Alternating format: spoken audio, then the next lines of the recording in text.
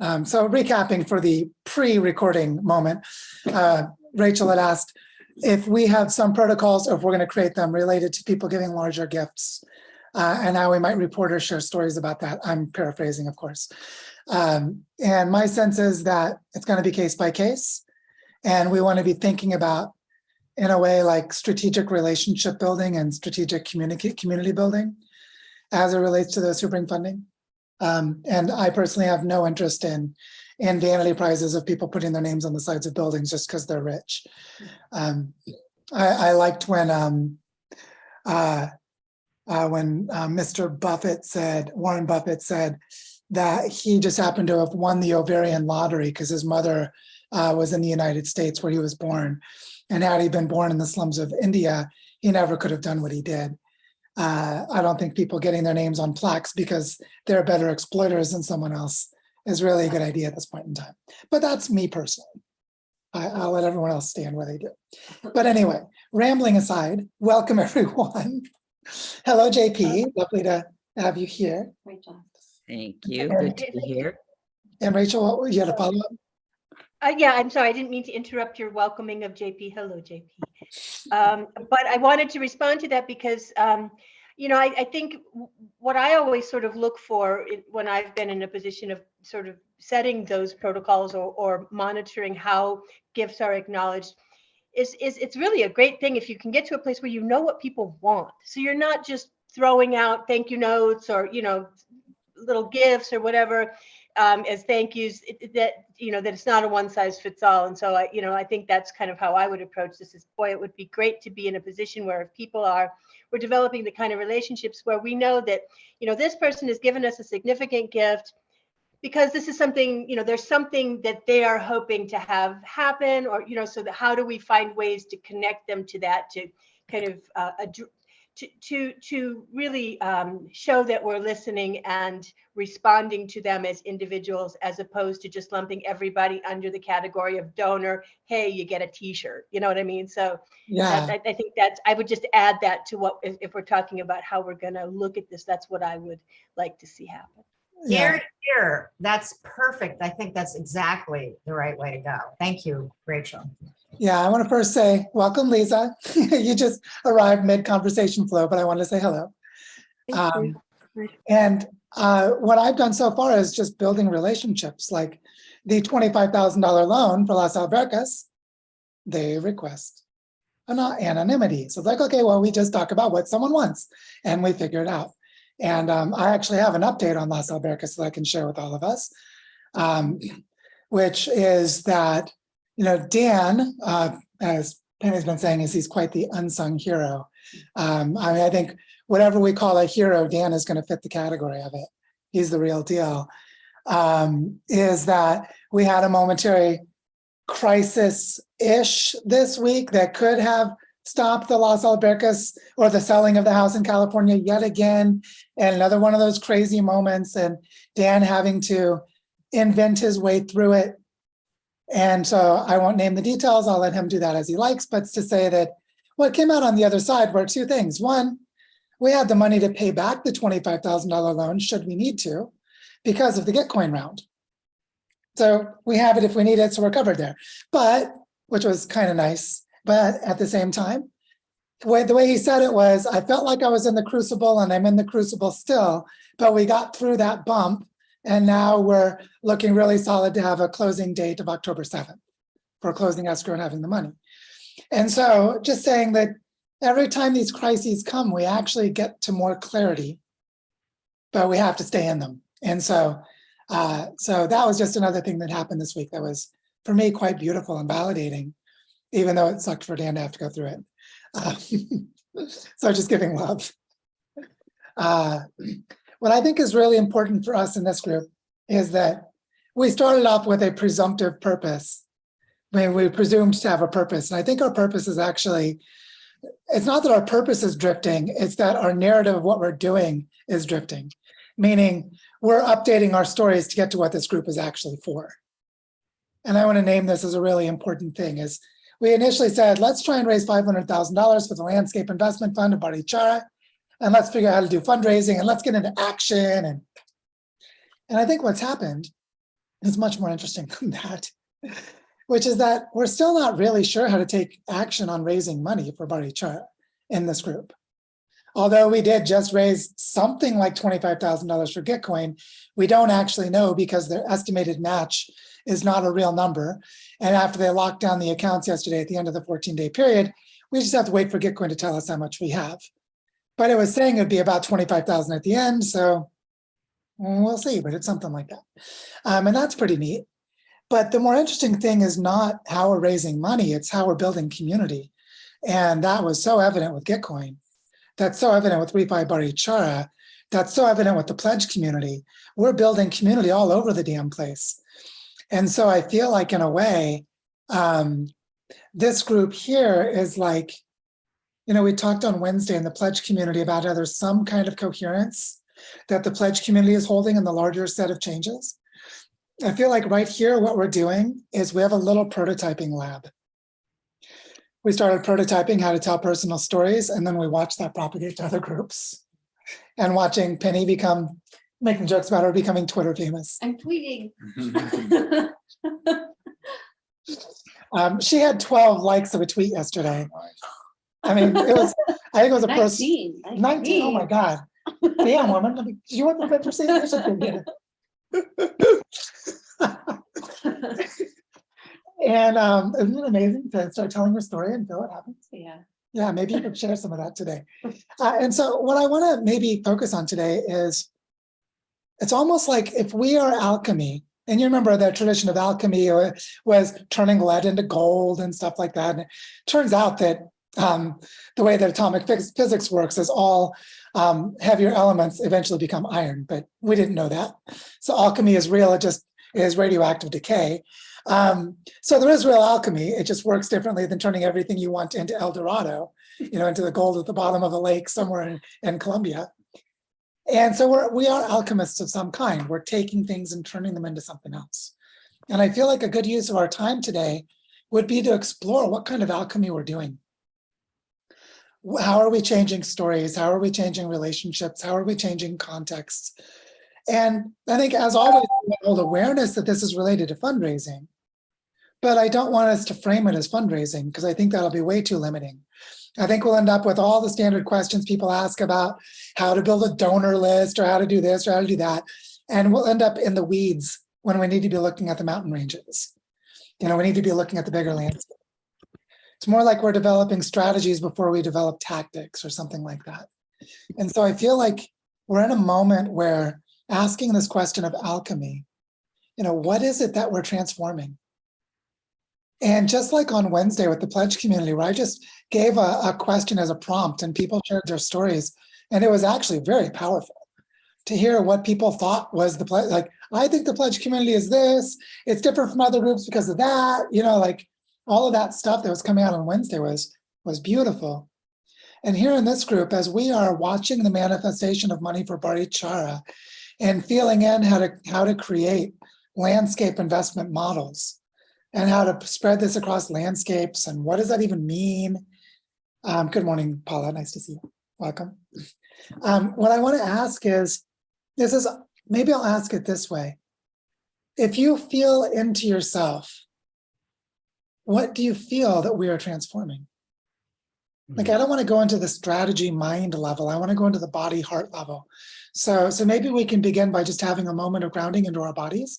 So I'll lead a little embodiment activity. And then I'd love to have a round of sharing about what do we feel that we're transforming.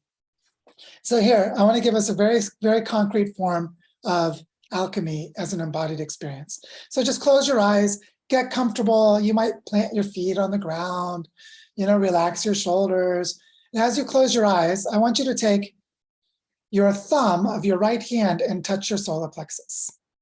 Touch your solar plexus, the place where that little inflationary bladder is that actually puts air into and out of your lungs. So I want you to touch that place, and I want you to breathe in and feel the world around you entering your body. And now I want you to feel the swirling of your inner world from your lungs pushing back out into the world.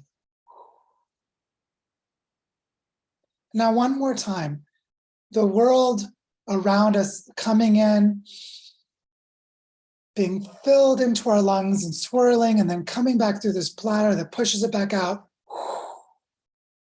It's not a relaxed breath. It's an effortful breath.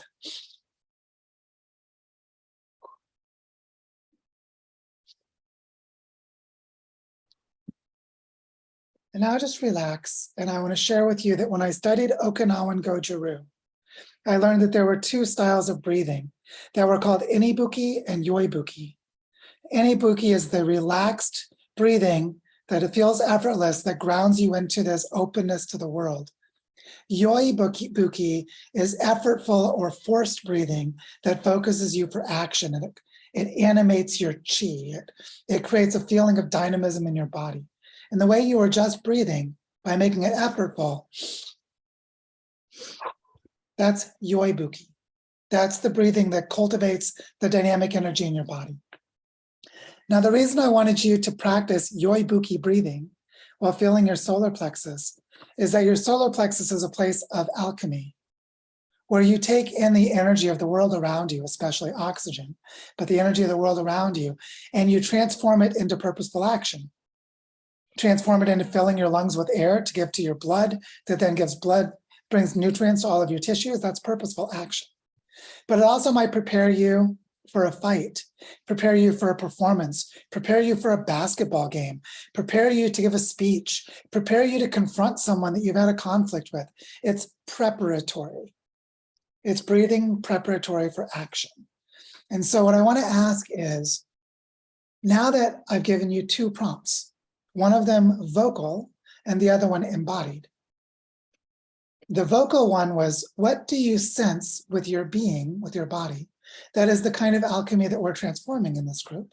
And the other one was, your body was transforming the energy of air into purposeful action in your body. How does it feel to bring energy into your body and prepare for action? Or said another way, what are we preparing to take action on?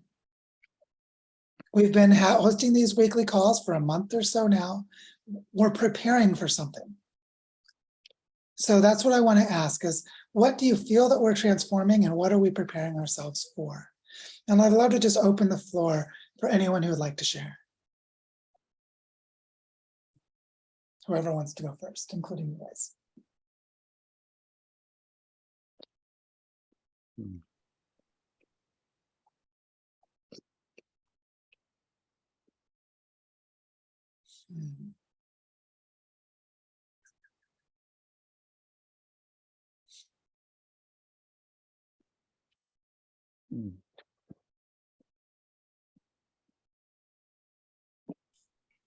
It's okay, take your time. Okay, I'll go first.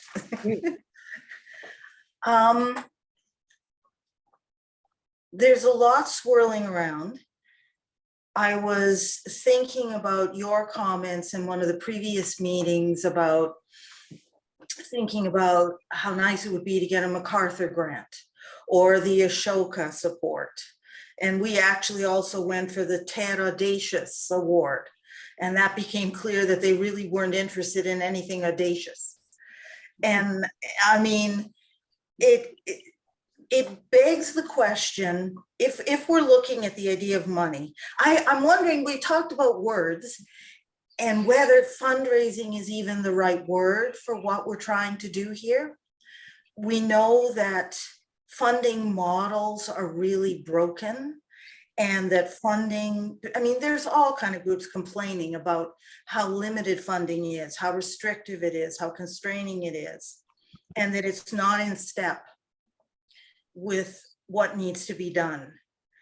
So I'm wondering whether what we're really trying to do here, and in my mind, I'm linking our discussions here with the pledge community, with Antonio's work and Reweave Barichara, and whether we're really trying to mobilize money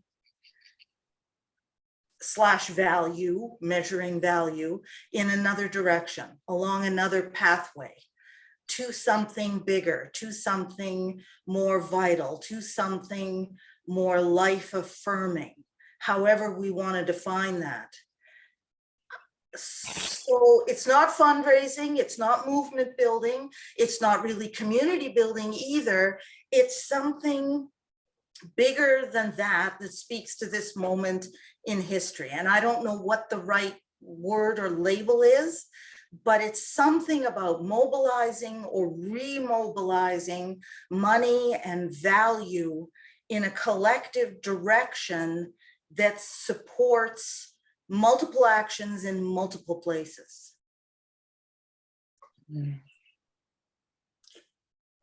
And I've been feeling the discomfort and feeling the learning that's taking place, and the relationships that are building, and the nurturing of opportunities, and what emerges. And it's not a linear thing. It's something that's spiraling, evolving over time.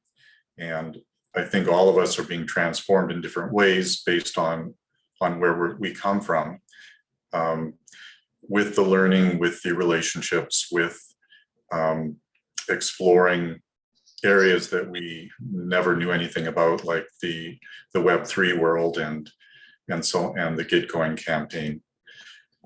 So there's a lot of transforming happening, and it's not something that you can easily describe, because if you are feeling it, it's something that it's hard to find words for.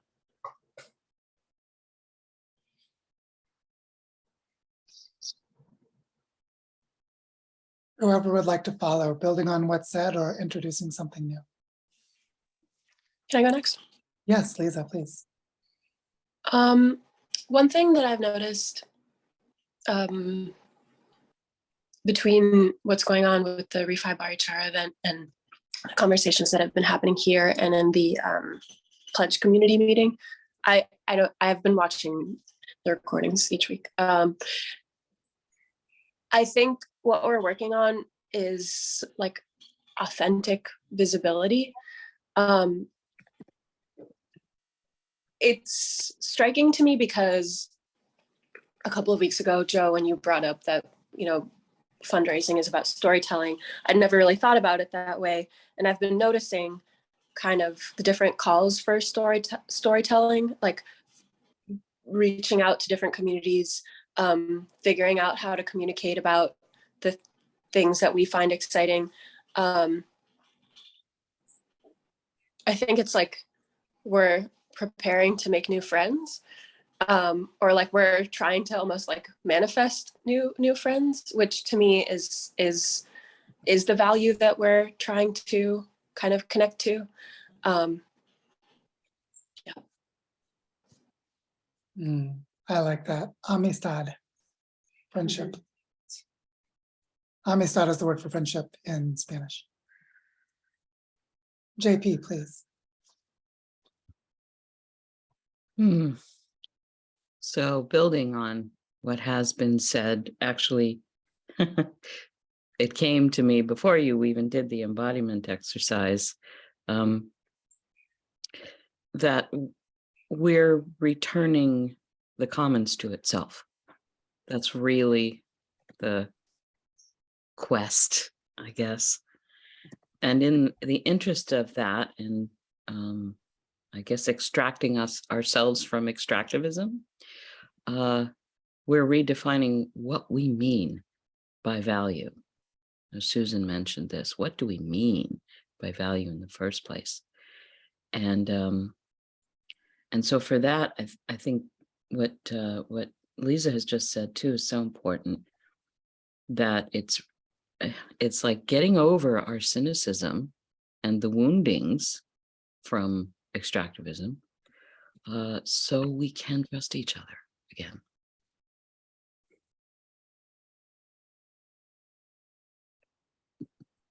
Thank you, JP.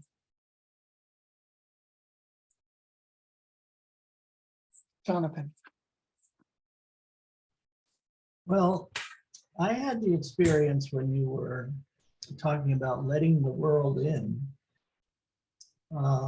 bringing it all in, of the space that's basically right outside my window right now, in which I'm looking at a huge Norway maple and a bird feeder, and that all the birds were converging. So it seemed to me that the relationship that came to me was a relationship between us and the other life forms on Earth. And that we are, you know, our principal mission is to devote capital that we've, you know, all the money that we've extracted from the Earth, to devote it back into healing the Earth and to making it whole and to making it stronger.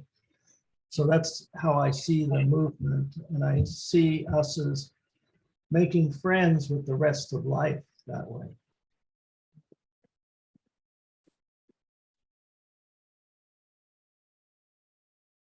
Hmm. This is really beautiful.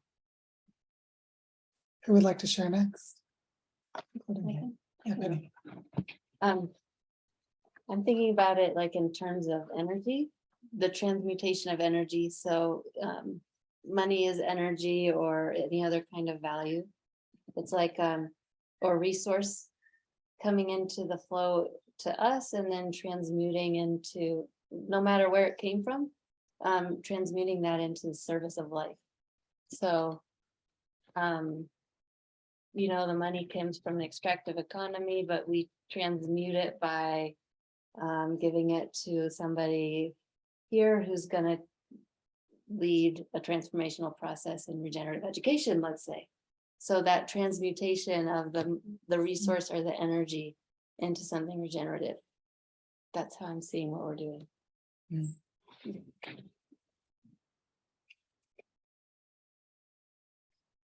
No pressure. Well, Doesn't I don't matter. have a lot to say, I guess, because this is my only second one of these meetings I've gone to, but also seeing in the pledge community. Yeah, the way in which you can sort of bridge relationships and scaffold that into a sort of actual sort of material or value based, you know. I like what you're saying, Penny, transmuting these sort of, you know, financial value, but also, you know, people's own conception of themselves, their own relationships with themselves and others, and, you know, sort of guiding that sort of transformational process in a way that is in service to regeneration. So I think there's the financial aspect of it, or the money aspect, but there's also this sort of, you know, personal, people-based aspect. I think both of those things are really necessary to bring about this regenerative action in like the proper way. So I think there's a transmutation of financial value, but also a transmutation of personal value through this sort of these processes.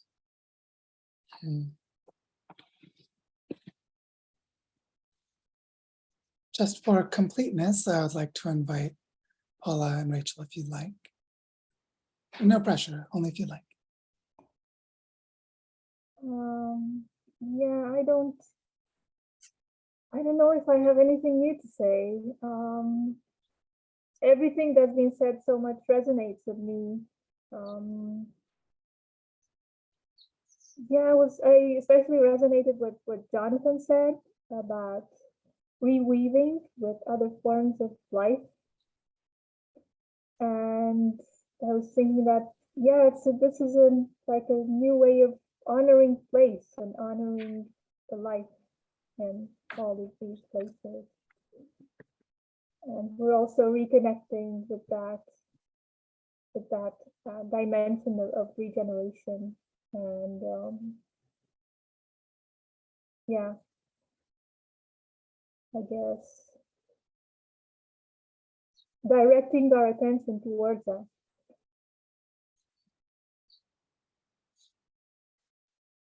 Rachel, if you'd like.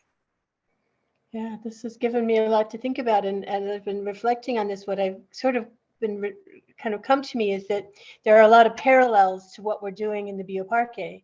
You know, this idea of regenerating landscape. It's you know, it's a lot of times it's not even about putting something new into the space. It's about taking out the things that are hindering, removing the obstacles, removing the resistance, and then, creating a space and holding that space with knowing that if you create the space and hold it and care for it, that the things that need to grow will grow. You help it along a little bit, planting a little here and a little there, but that ultimately it's not so much what we do. I think in some cases with what we're trying to do, it's also as much about undoing as it is about doing, and reflecting on the processes that we've all been steeped in.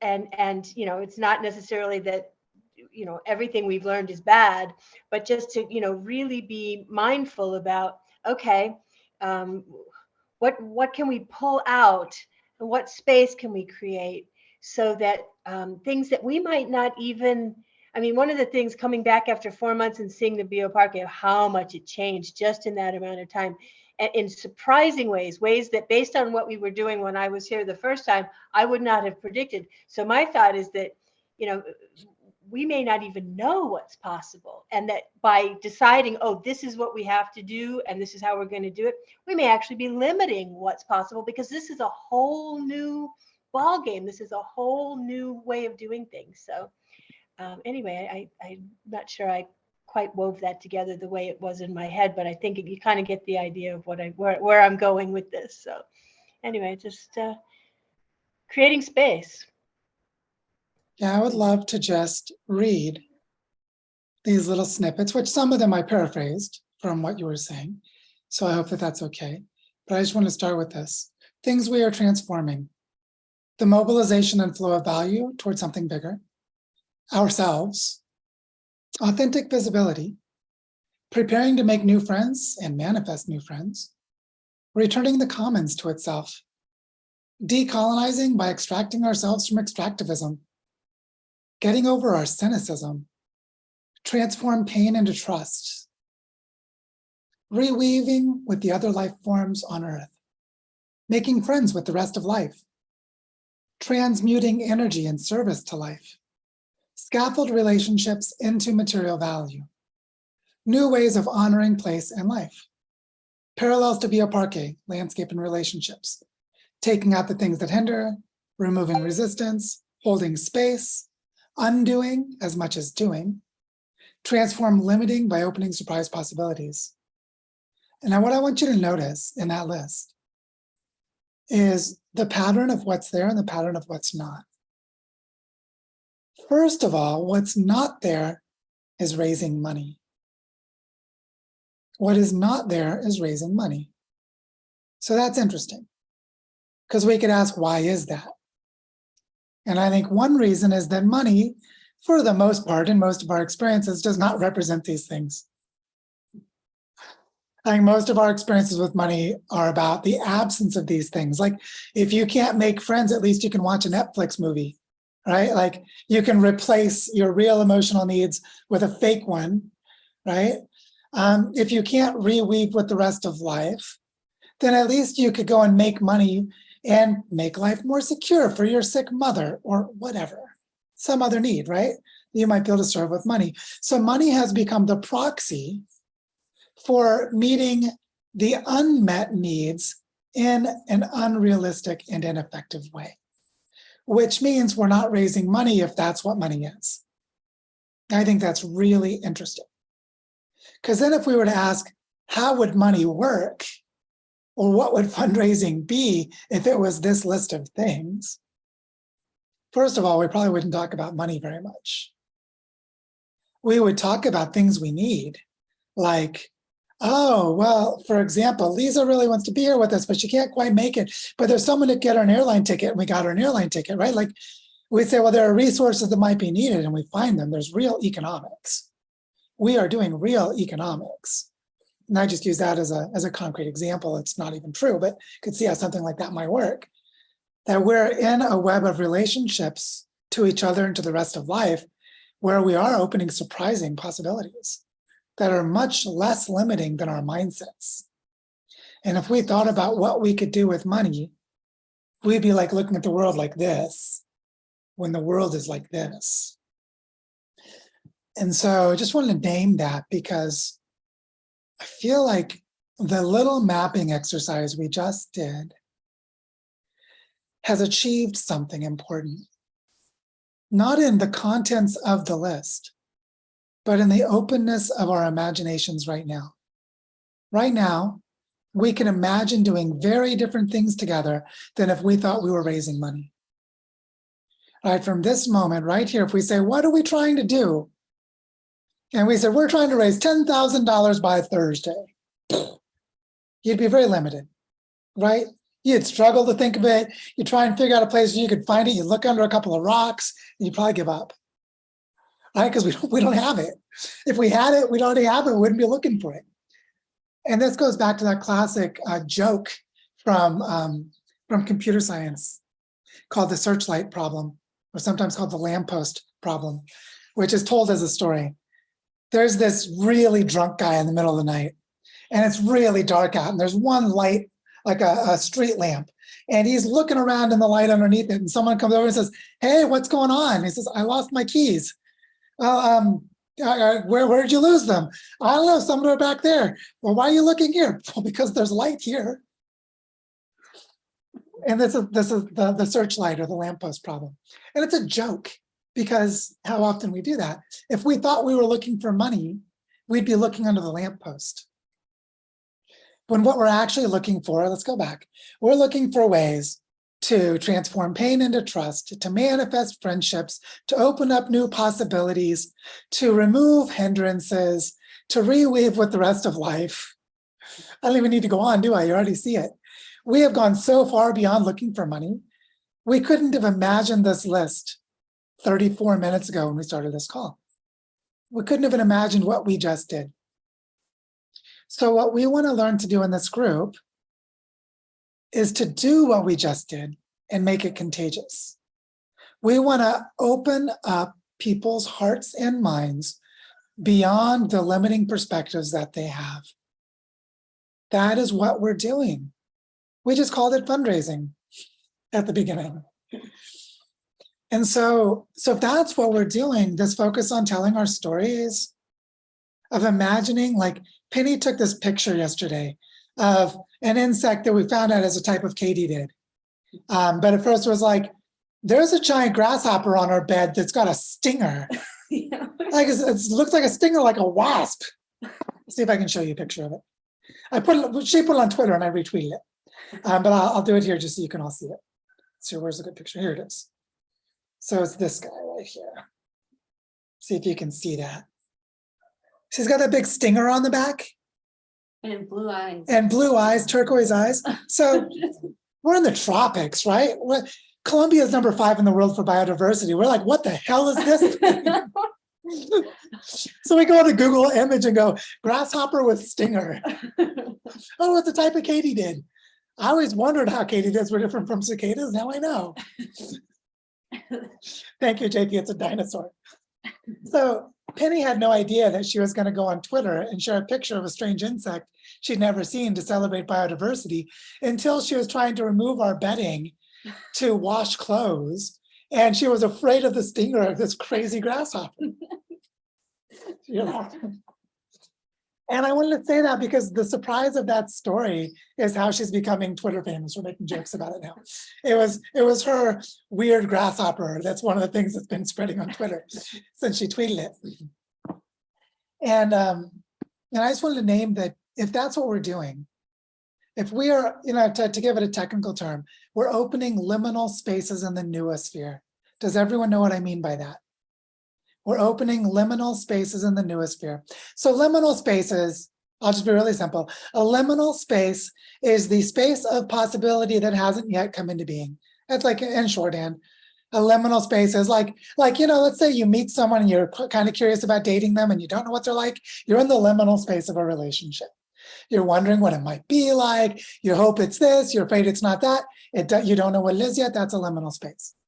Now the noosphere is this beautiful tiers de Chardin concept, which is the noosphere is the total collection of human attention applied to everything on Earth at the same moment. So like a shorthand is like, let's say you go on the internet and say, How many people are talking about the Ukraine war right now? And how many people are talking about rashes on their elbow? And how many people are sharing pictures of kitty cats? And you create this this amalgamation of everything that every human being is paying attention to in this moment. That is the noosphere. Right? Because nuos is like the sphere of the mind. So the liminal space of the noosphere is the open potential for what hasn't emerged that people might have in their minds. Right? So what we're doing in this group is we are creating liminal spaces of noosphere. Or said another way, we are creating an openness to imagine differently in ways that people are not currently thinking about to help them think differently. Isn't that an amazing way to reframe fundraising? By the way, I didn't know I was going to say that until just now. I'm gathering it from what we said. I'm just naming the patterns I see in what we're doing. And I just happen to know the technical terms, but that's what we're doing. Yeah, thank you. JP saying also liminal is when you're not just awake, but no longer sleeping. The liminal space is when you're in between worlds. It's the space where reality is blended and imagination and real are not yet distinguished yet. And so we're in a liminal space. We're in a space where it just might become possible to dream these things we've been talking about, but only if we can get enough people to change what's in their noosphere, which means to change what they're giving their attention and energy to. And if people change their energy and attention, like I'll give an example. Reweave Barichara had the initial purpose, thank you, Antonio, that everyone is going to go to Cosmoverse talking about DeFi to refi, and everyone at DevCon is going to talk about all kinds of stupid shit, which is mostly not DeFi or refi. And wouldn't it be nice if we could just get a few more of them to think about regeneration by having a satellite event in Barichara? That was the initial idea. Well, you see, that is exactly this, opening a new liminal space in the noosphere, getting a set of people working in Web3 and crypto to think about different possibilities of what they're doing. And the Reweave Barichara event is being designed around immersion experiences to transform mindsets. The Gitcoin funding round, I'll just ask you, did the last 2 weeks go the way you predicted when you started? No, not even remotely. I thought we'd maybe get like a couple $100 and, 10 people to donate to it. So no, the connections and let alone the monetary value. I mean, it's just been, it's been great for flowing into the event and connecting the refi space. And you never would have predicted that. So in the next 20 minutes of our time here, I just want to ask you, remember how I said you touch your solar plexus and you breathe in and you breathe out, and you check into your body. I just want to sharing, what are you feeling in your body right now?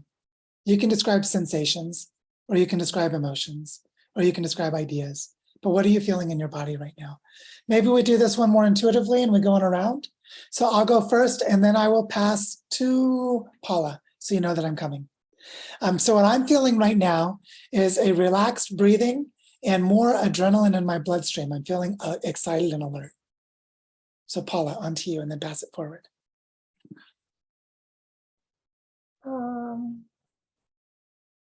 I'm feeling like this strange sensation, like in somewhere between my spine and my solar plexus, somewhere. Like it's activated. I'm gonna pass it to Rachel.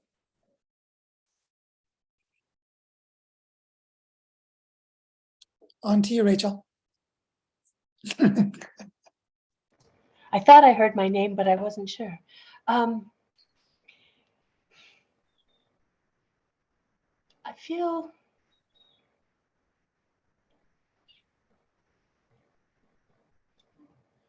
feel oddly certain that we're doing the right thing. I feel a sense of trust. I feel a sense of faith. I can't really say exactly what it is, but this feels very right to me somehow, and being okay with not knowing. So I will pass to Brian and or Susan.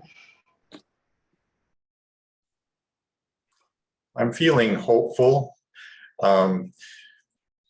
in that space of possibility. lies opportunity and the opportunity and possibility of turning things that you see in your mind into reality. And it's a space I enjoy being in, but it's hard to get there sometimes when you're faced with the day-to-day reality of dealing with the phone calls and the emails that come in and the linear activities that we all engage in every day.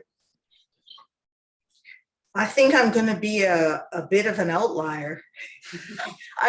I'm feeling tension. That's what I'm feeling. I see this beautiful thing, and like so many times before, I feel like we're reaching for it, but I don't know whether we can grasp it. I don't know whether we can get there. And so, I mean, guess what the tension is coming from is past disappointments, past frustrations, and you want that beautiful thing and that wonderful vision, but you're almost scared to reach for it because what if you're disappointed again? So that's where I'm sort of at. So Lisa, how about I throw it to you? I feel a weird sensation that my body is like extending this way, like to this space out here. So I guess I feel ready to receive in a vague sense. I'll pass to JP.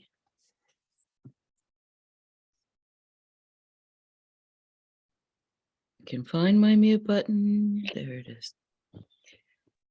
I got energized, and I realized that what got triggered in me is curiosity.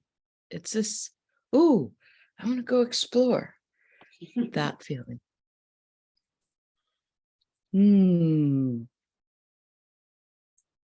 How about Tyler? Sure. Yeah, I'm feeling the sort of sense of excitement and potential sort of in the chest area, which is what happens when I hear about interesting ideas that are exciting. So I'm feeling that again, and it's always interesting to see what can emerge from that potential. So, and I'll pass it to Victoria or Jonathan. Well, I felt the same thing. Well, what I felt was the merging of the action and the heart. Yeah. Oh, we lost them for a second.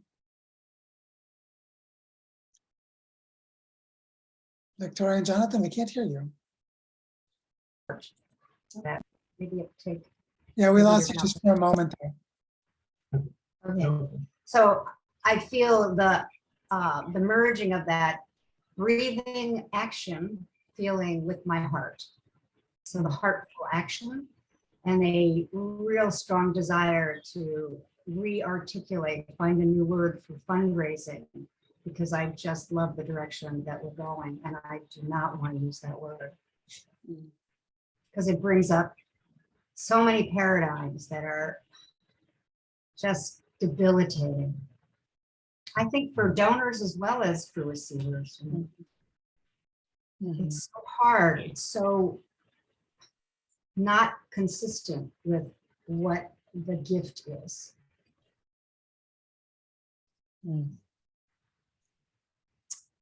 Well, I'm feeling a warm fullness, which may have to do with the cappuccino that I'm drinking. But you know, what it's left me with is a sense of.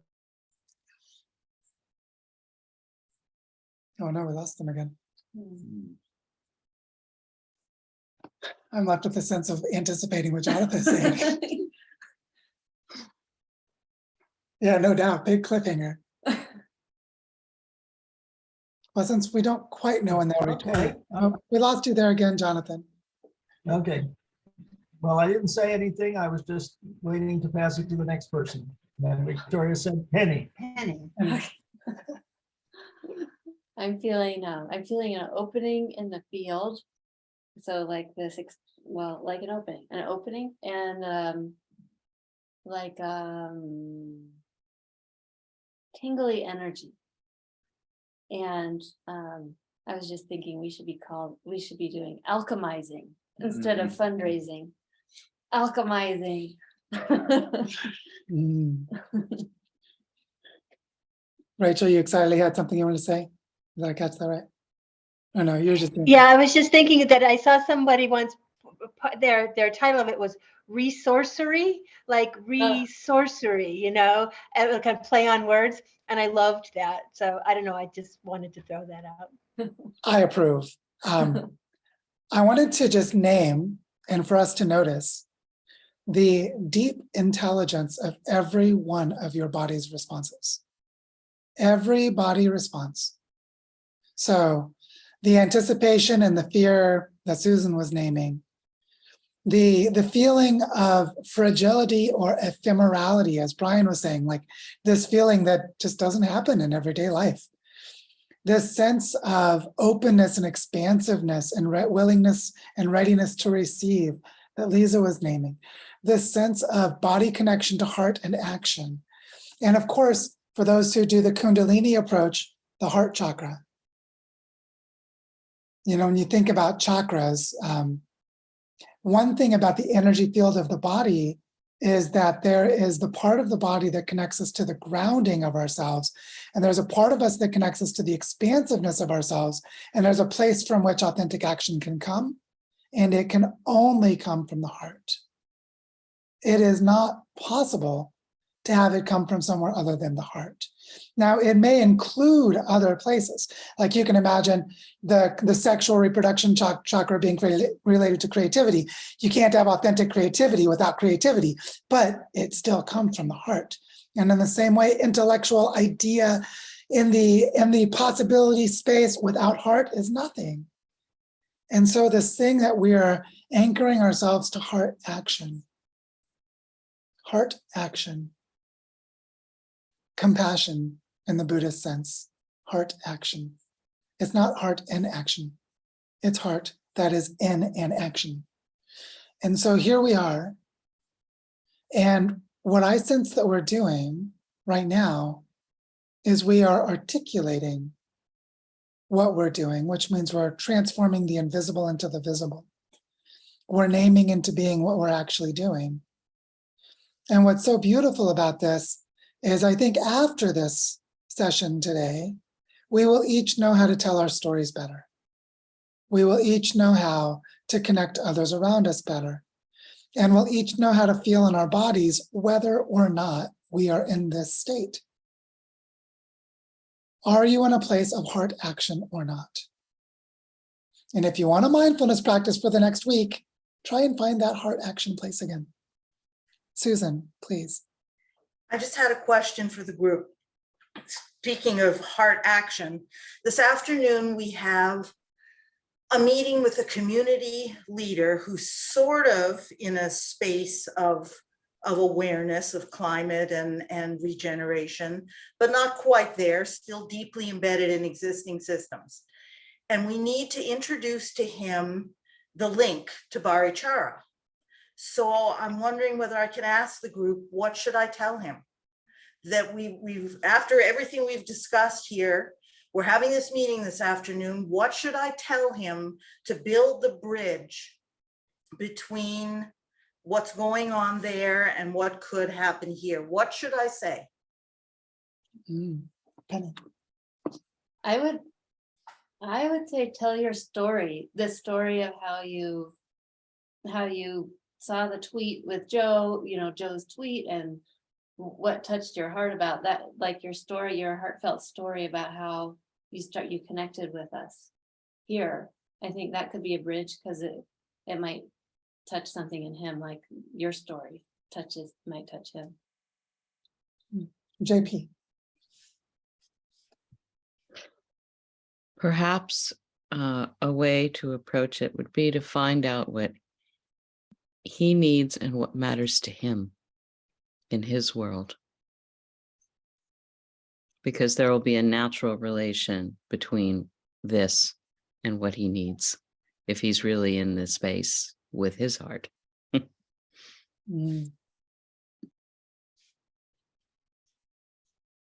Other thoughts, comments of support? Jonathan and Victoria. Well, that's what I was going to say. So I'm so glad you said that, JP. And I would predict that he actually doesn't know what he wants and needs.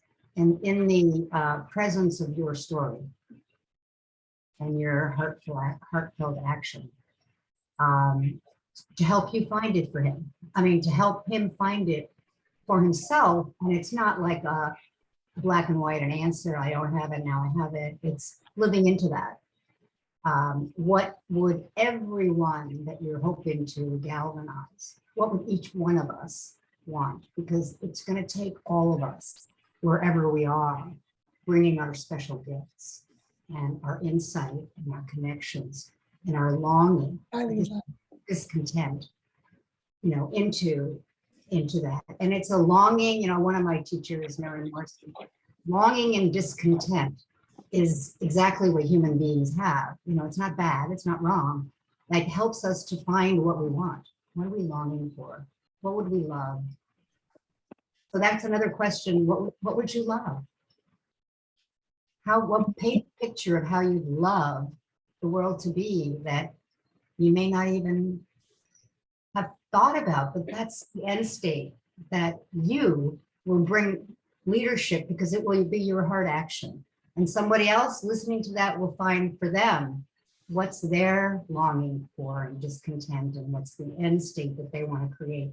Because it's all possible inside of that collective vision. And as we can see each of us speaking, it helps bring it together for all of us that we hadn't thought, and deepen that together. That, and I would say there's no should. And what you should say, whatever you say is going to be perfect, Susan. Yeah, I wanted to share something with you that was one of the most transformational experiences of my life. Yeah, are you listening now? My mother, who passed away about 10 years ago and lives on in my heart, had a couple of books on her bookshelf that I discovered when I was a teenager. One of them was a book called The Greatest Salesman in the World by Og Mandino, which is a story of a young boy who, I'll save the story because you might like to read it, but a young boy who falls in love with a girl, but he's just a poor stable boy, and he needs to become a wealthy merchant to win the approval of her father to be able to marry her. And he goes to the wealthiest, most successful merchant in the world at the time and asks him to share the secret of being a great salesman. And so he wants to become the greatest salesman in the world. And then I'll save the story because it's quite beautiful the way that it's written. It's one of those books that sold 6 million copies in the 1960s and 70s. Like, it's insane. And what happens is there are 10 scrolls of wisdom that are given to this boy to learn how to become the greatest salesman in the world. And I'm going to read them to you because I wrote them down in this notebook. And I want you to hear the 10 scrolls of wisdom. And I'm going to say, when I read the book as a 15-year-old kid, I took the first scroll, which is I will form good habits and become their slave. And I took 30 days to recite that scroll 3 times a day until it was a habit. And then I reread the book to scroll 2 and repeated scroll 2 for 30 days. And then reread the book to scroll 3 and read scroll 3 for 30 days. And because there are 10 scrolls, it took me 10 months to read a book that you could read in an hour and a half. And as a 15-year-old kid, it transformed my life. So I want to read the scrolls to you. The scroll marked 1, I will form good habits and become their slave. We're all creatures of habit. The scroll marked 2, I will greet this day with love in my heart. The scroll marked 3, I will persist until I succeed. The scroll marked 4, I am nature's greatest miracle. The scroll marked 5, I will live this day as if it is my last.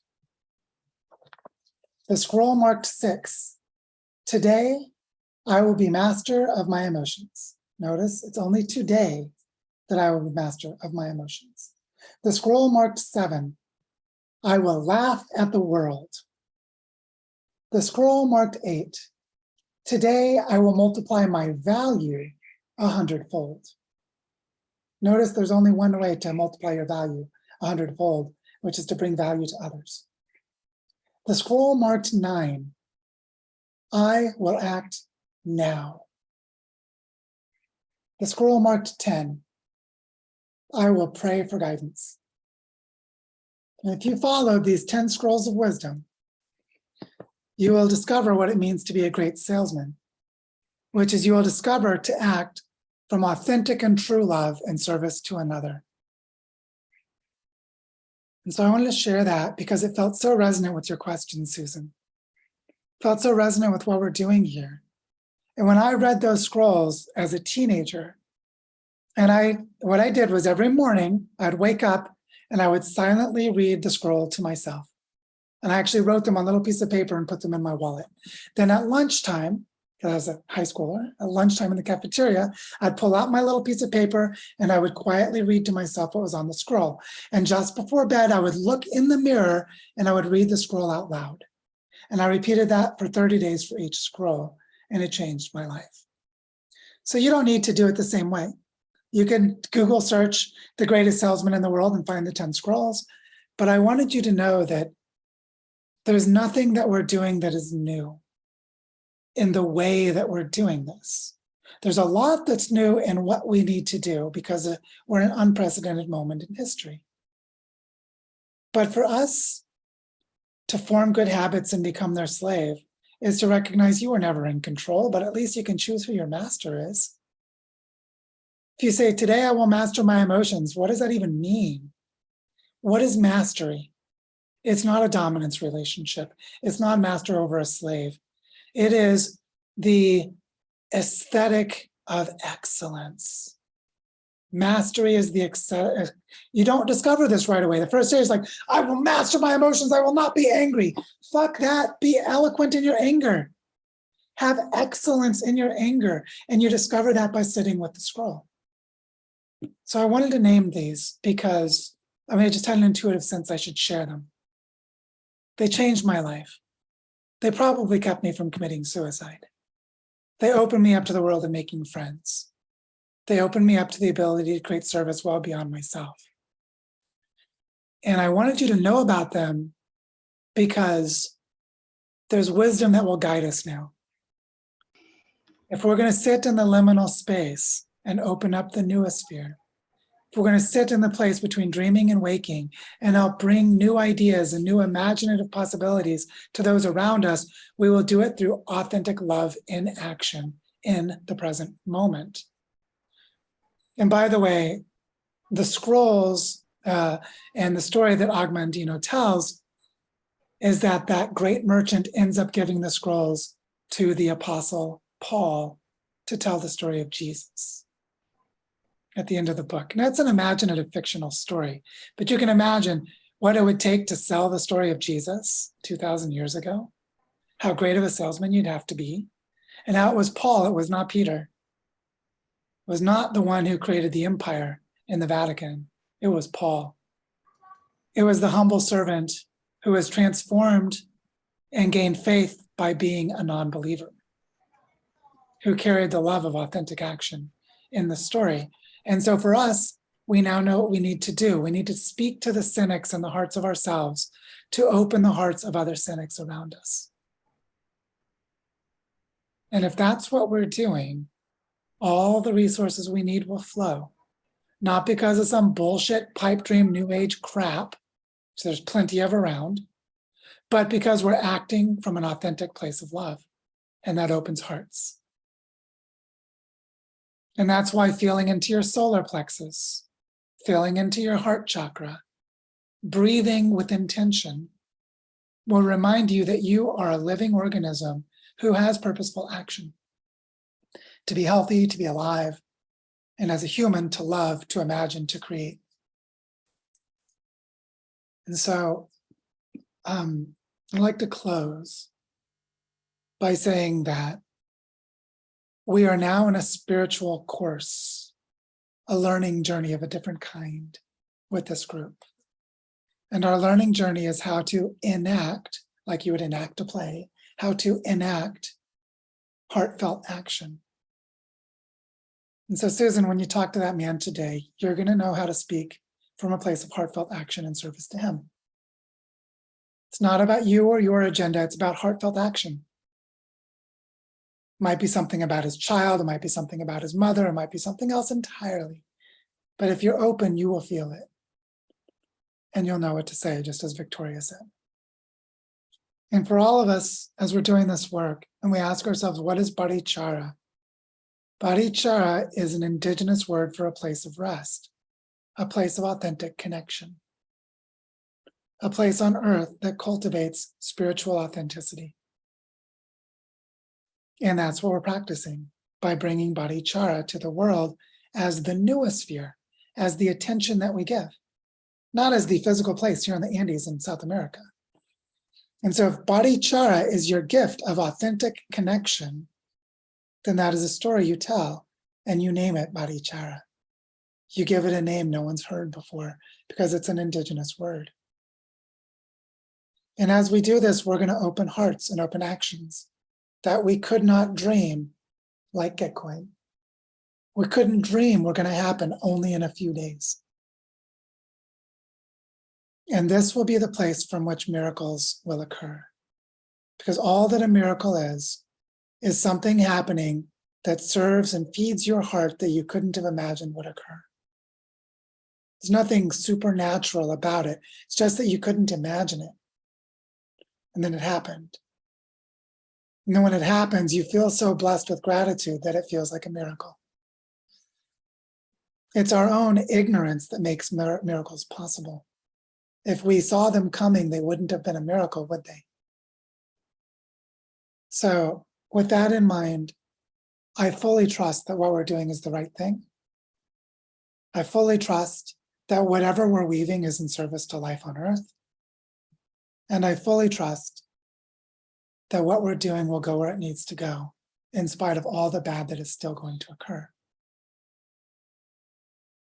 So we are resourcerizing, alchemizing, opening liminal spaces, and yes, creating the expectation of miracles. Remember, that's a paradox, to expect the unexpected. Resourcerers, I love it. Okay, so after Earth Regenerators, we'll create a platform called Resourcerers. Thank you, JP.